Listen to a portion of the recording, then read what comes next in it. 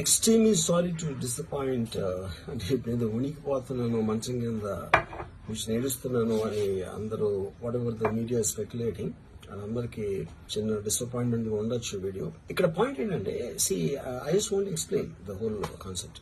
ఇప్పుడు నేను ఆల్మోస్ట్ ఒక 1 year బ్యాక్ ఏదో ట్వీట్స్ పెట్టాను అనే ఎలిగేషన్. ఆ ట్వీట్స్ ఎవరో మనోభావాలు దెబ్బతిన్నాయి.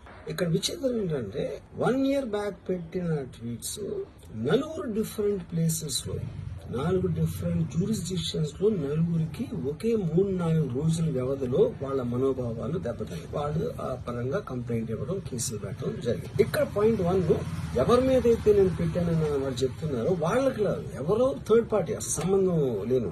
ఆ కాంటెక్స్ట్ లో అసలు ఈ కేసు ఎలాగా, ఈ సెక్షన్స్ ఎలా వర్తిస్తాయి అనేది, ఇది ఒక పర్సిక్యూషన్ చేయడానికి ఒక పద్ధతి ప్రకారం ఉన్న ఎలోబుల్ లాస్ ని వాడుతున్నారా